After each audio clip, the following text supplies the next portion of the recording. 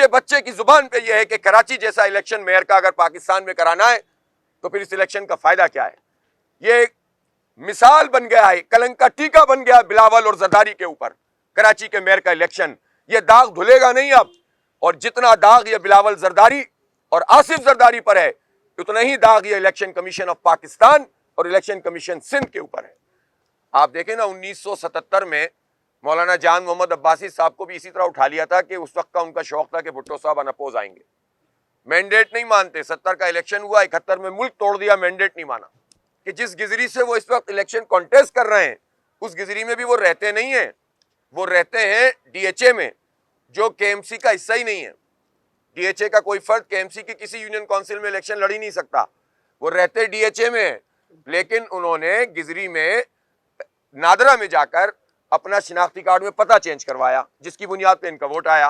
तो जो पता चेंज करवाया, तो भाई आपने जगह खरीदी है, आप किराए पे हैं, आप कौन हैं, आपने किस तरह से गिजरी में अपना पता चेंज करवाया है, वो डॉक्यूमेंट आज तक सामने नहीं आए। एक केस वो है जो एक गलत कानून साजी खिलाफ कानून इन्होंने की थी अमेंडमेंट की सूरत में। मई में मुर्तज़ा वहाब साहब को पैराशूट के तौर पर लाकर मेयर बनाने के लिए, उसको हमने चैलेंज किया हुआ है और उसकी डेट भी मौजूद है। और आज जज साहब ने ये पूछा कि वो डेट कब लगी हुई है, तो उन्होंने कहा आप अर्जेंट हेयरिंग की दरख्वास्त दे दें तो हम उसको जल्दी लगा लेते हैं।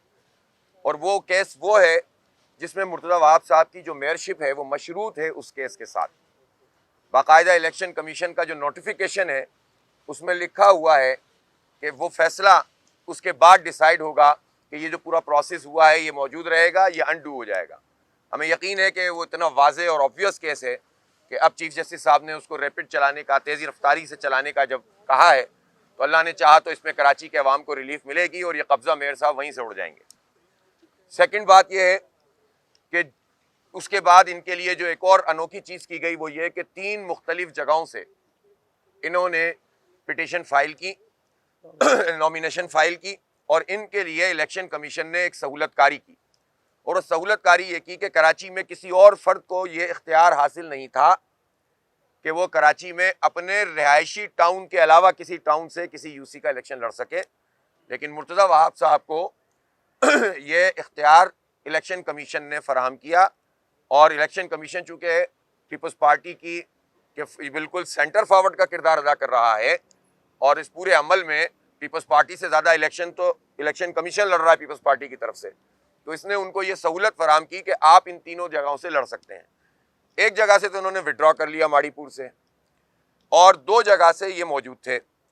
गिजरी में इलेक्शन 5 तारीख को होना है, लेकिन जो इब्राहिम हैदरी की यूसी थी वहाँ इन्होंने एक और तरीक़ेकार इख्तियार किया, और वो तरीक़ेकार ये इख्तियार किया कि इन्होंने वहाँ पर जितने भी लोग नॉमिनेट हुए थे, या तो उन्होंने नॉमिनेट जो हुए थे उनको डरा धमका के बिठा दिया, और जमात इस्लामी का कैंडिडेट जब नहीं बैठा तो उन्होंने प्रपोजर सेकेंडर जो वहाँ के आबादी के लोग थे अपनी वडेरा शाही के ज़रिए से उन पर दबाव डालकर ज़बरदस्ती जो है वो ड्रा करवाया। ये कहते हैं उन्होंने अपनी मर्ज़ी से किया। भाई अपनी मर्ज़ी से कैसे कर सकता है? एक आदमी अपनी दरख्वास्त दे रहा है, आरओ के सामने जाकर अपना शिनाख्ती कार्ड दे रहा है, वो अपने दस्तखतों के साथ अपना फॉर्म जमा करवा रहा है, और अचानक से वो 4 लोग ये बात कहेंगे कि नहीं साहब हम तो अब नहीं इस अमल के अंदर शरीक हो सकते। वाज़ेह बात है, बिल्कुल ऑब्वियस है कि ये बिल्कुल वडेरा शाही और जो मिजाज है पीपल्स पार्टी का।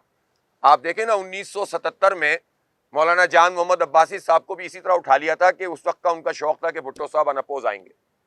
मैंडेट नहीं मानते, 70 का इलेक्शन हुआ, 71 में मुल्क तोड़ दिया, मैंडेट नहीं माना। तो इसीलिए लड़ने की हिम्मत भी नहीं की। यानी इब्राहिम हैदरी तो ऐसी जगह थी ना जहाँ ये लड़ते तो इनकी वडेरा शाही सिस्टम के तहत इलेक्शन कमीशन भी इनके साथ था, कुछ ना कुछ हो ही जाता। लेकिन इन्होंने वो रिस्क भी नहीं लिया और वहाँ से अनअपोज डिक्लेयर हो गया, जिसकी वजह से आज चीफ जस्टिस साहब ने ये कहा है कि अब आप एक कॉन्स्टिट्यूशनल पिटीशन भी करेंगे या आप पहले ट्रिब्यूनल के जरिए से होकर आएँ।